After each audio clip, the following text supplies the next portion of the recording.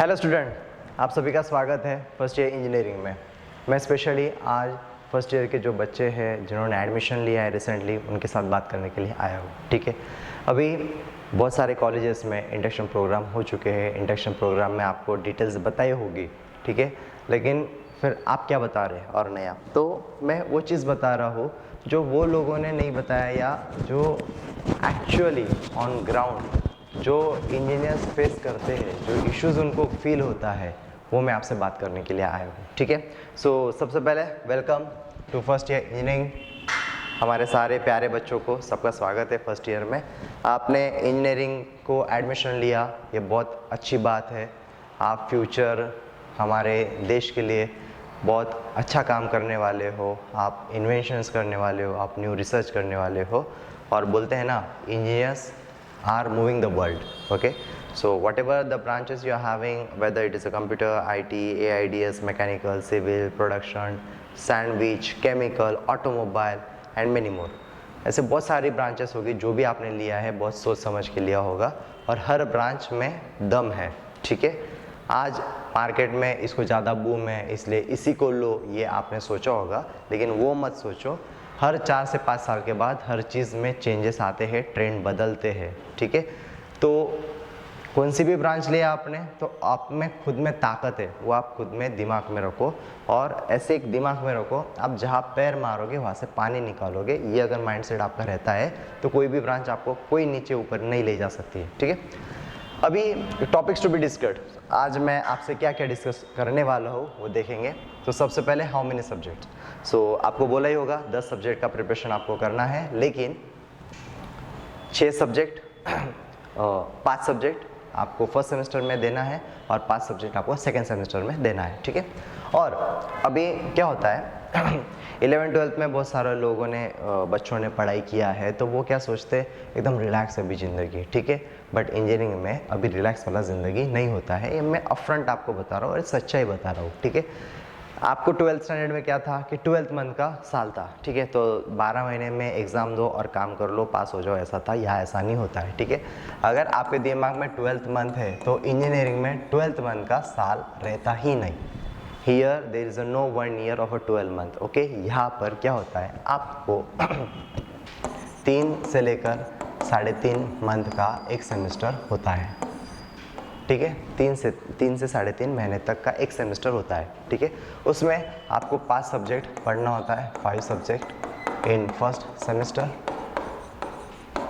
Semester और बाद में 5 सब्जेक्ट आपको पढ़ना है सेकेंड सेमेस्टर। ठीक है, और तो अभी आप सोच सकते हैं कि 5 सब्जेक्ट आपको 3 से 3.5 मंथ में प्रिपेयर करना है। ठीक है, इसका मतलब ये नहीं कि 5 सब्जेक्ट है वही करो, कॉलेज में जाओ, पढ़ लो, हो गया, ऐसा नहीं होता है। उसके साथ 5 सब्जेक्ट का आपको असाइनमेंट्स रहते हैं, आपको ट्यूटोरियल्स रहते हैं, टाइम टू टाइम आपका एग्जाम होता है, कॉलेज में बहुत सारी चीज़ें होती रहती है। ठीक है, साथ में स्पोर्ट्स एक्टिविटी होती है, अदर एक्टिविटीज़ भी होती है, अदर रिसर्च भी होते हैं, तो बहुत सारी चीज़ें आपको एट ए टाइम करना होता है। और 3 से 3.5 मंथ में आप में कितना पोटेंशियल है वो आपको प्रेजेंट करना होता है और पास होकर बताना होता है। फिर वो बात की बात होती है कि आप टॉपर आते हो, फर्स्ट क्लास आते हो, डिस्टिंक्शन आते हो, सेकंड क्लास आते हो, वो डिपेंड होता है। उसके लिए स्पेशल में अलग से आपसे बात करूँगा। ठीक है, तो ओवरऑल मुझे यही बताना है कितने सब्जेक्ट पढ़ना है आपको। 5 सब्जेक्ट एक सेमेस्टर में, फर्स्ट सेमेस्टर में, और 5 सब्जेक्ट सेकंड सेमेस्टर में पढ़ना है। ठीक है, सेमेस्टर होता है 3 से 3.5 मंथ का, ये मैंने ज़्यादा बताया। अभी तक क्या होता था, जो भी कोरोना का इशू चल रहा था वो क्लियर करने के लिए मंथ भी कम हो जाते थे। ठीक है, अभी है सिलेबस। अभी सिलेबस क्या है, तो सिलेबस पे मुझे आपसे डिस्कशन करना है। ठीक है, पुणे यूनिवर्सिटी ने सिलेबस जनरेट किया है, आपके सामने दिया है, और बहुत सारे लोगों को अगर लगता है तो सिलेबस चाहिए, तो ये भी ध्यान में रखो, जो भी इंजीनियरिंग में पढ़ाई करना होता है ना, वो सिलेबस के हिसाब से पढ़ना होता है। ठीक है, ऐसा नहीं कि आपने बहुत सारे बुक उठा लिए और काम हो गया, ऐसा नहीं होता है। सिलेबस पहले उठाओ और फिर उसके हिसाब से काम करो। ये सिलेबस अगर आपको चाहिए होगा, आपको नहीं मिलता होगा वेबसाइट पे, तो आप मुझे यूट्यूब पे कमेंट कर सकते हो, मैं कमेंट में आपको बता दूंगा।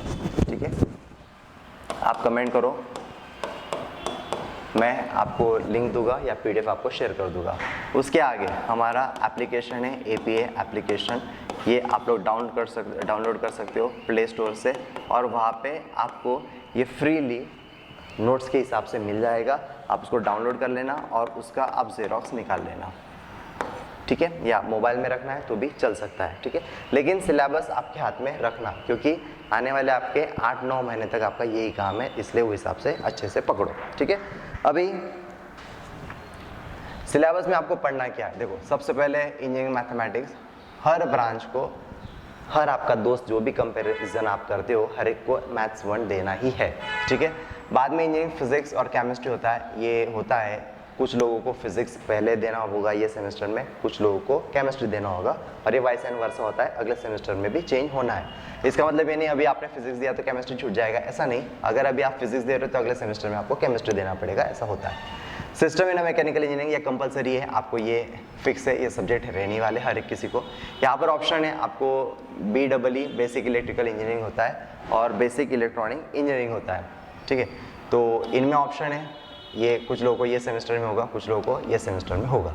आगे आता है PPS programming and problem solving, और उसको ऑप्शन होता है इंजीनियरिंग मैकेनिक्स, ठीक है।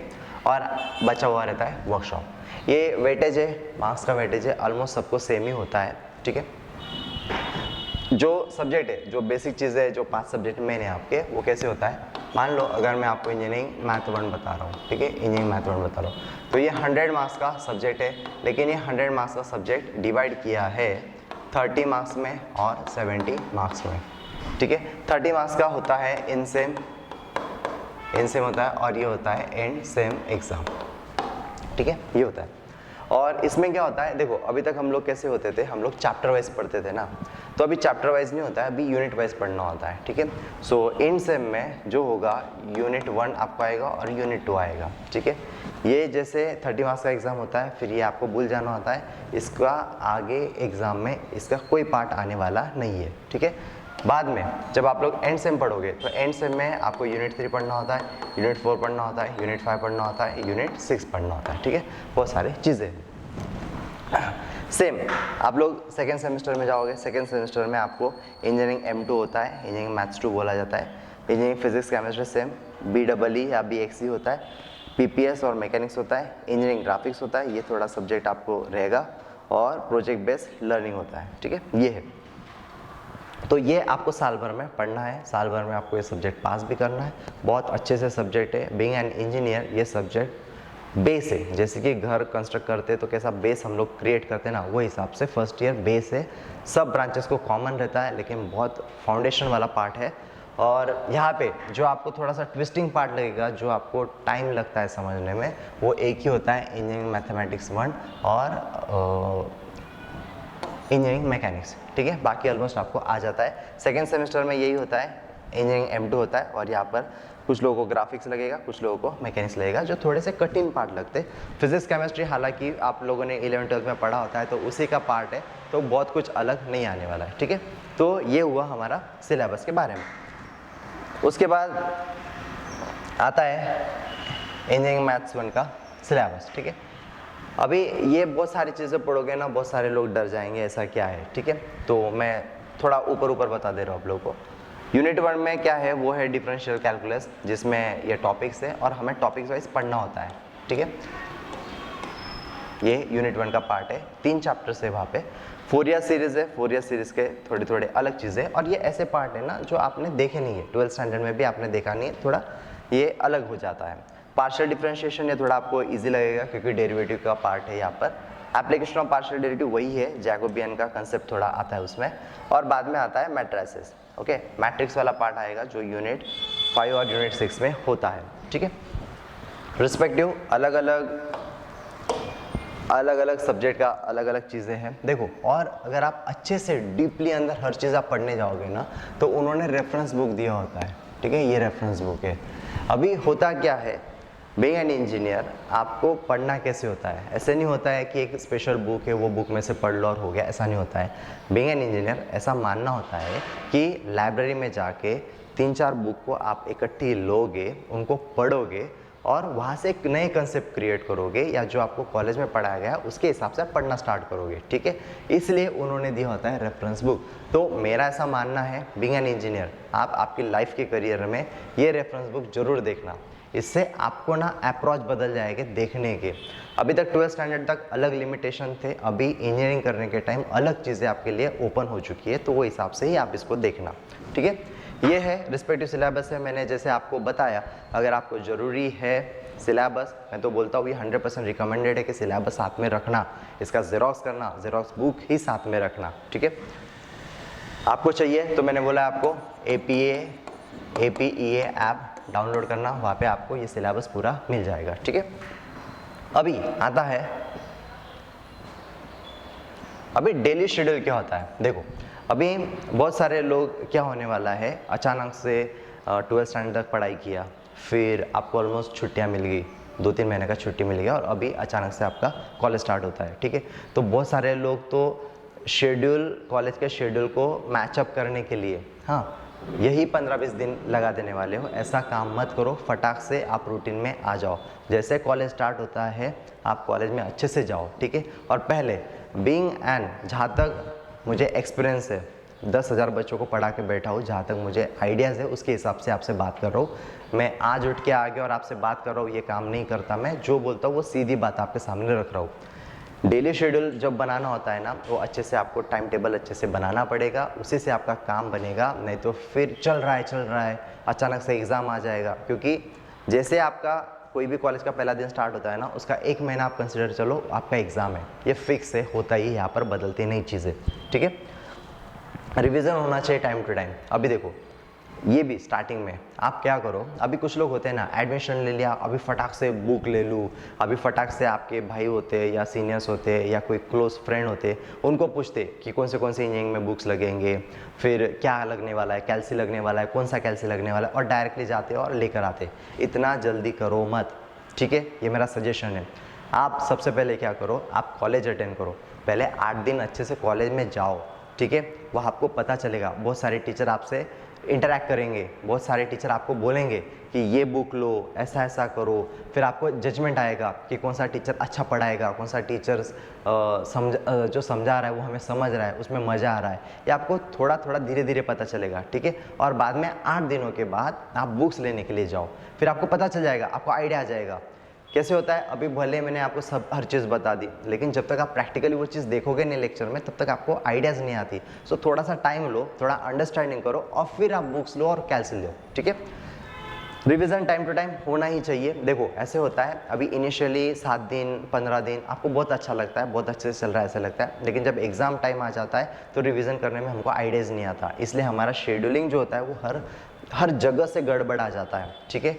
इसलिए जो भी आज कॉलेज में पढ़ाया गया है उसी को आज पढ़ो, वही रिवीजन है। और ऐसा मतलब नहीं कि आप पूरा लिखते बैठ रहे हो तो आपको टाइम जा रहा है, आप एटलीस्ट ओवरव्यू करो। ये रिवीजन बहुत काम में आता है और ये लास्ट मोमेंट रिवीजन में फ़ायदा पड़ता है, ठीक है। बुक्स और कैलकुलेटर, ठीक है। देखो जहाँ तक मेरा मानना है, आपको कॉलेज के जो टीचर होते हैं वो आपके बेस्ट गाइडेंस है, वो आपको बुक बताएंगे, ठीक है। और अगर आपको और बुक चाहिए, आपको प्रॉपर जानकारी चाहिए, तो आप YouTube के कमेंट में जो अपना चैनल है, जो ये वीडियो है, वहाँ पर आप कमेंट करो, आपको वो चीज़ भी बताई जाएगी, ठीक है। और ये होता है कैलकुलेटर। देखो मार्केट में बहुत सारे कैलकुलेटर है, साइंटिफिक कैलकुलेटर है, ठीक है। साइंटिफिक कैलकुलेटर आपको लगता है, लेकिन साइंटिफिक कैलकुलेटर के भी बहुत सारे प्रोडक्ट्स आ चुके हैं, इसलिए कोई भी उठा के लेके आए ऐसा काम मत करो। कुछ लोग सोचते हैं सस्ता है वो तो चली जाएगा, सस्ते के चक्कर में बैठोगे, आपको वहाँ पे शॉर्टकट्स नहीं लगाते आते, ये मेरा मानना है। मैं जितना पढ़ा हूँ उसके हिसाब से बता रहा हूँ, ठीक है। तो आपको अगर पता ही चाहिए कैल्सी कौन सा लेना, तो डिस्क्रिप्शन में मैंने लिंक दिया है, वहाँ पर जाओ, वो कैल्सी आप लो, उसके अलावा दूसरे कैल्सी मत लो। होता क्या है, सस्ता वाला कैल्सी ले लेते या बहुत बड़ा स्टैंडर्ड कैल्सी ले लेते और बाद में फिर हमें गड़बड़ी होता है कि क्या होगा, कैसे होगा, मतलब फिर बाद में दूसरों को बच्चों का दूसरे कैल्सी देखते फिर हमको टेंशन आने लगता है, फिर और हम दूसरा लेंगे। इसलिए बता यही रहा हूँ कि आप खर्चा कर रहे हो तो सोच समझ के करो और प्रॉपर करो, ठीक है, ठीक है। और यहाँ तक एंड होता है आज का टॉपिक। अगर किसी को और कोई डाउट आता है और कोई टॉपिक पर आपको ज़रूरी है तो ज़रूर बताओ मुझे कमेंट में, ठीक है। ऑल द बेस्ट, काम करो पूरे ताकत के साथ, इंजीनियरिंग में आए हैं, इंजीनियर बन के ही जाएंगे, ठीक है। Bye bye, have a good day.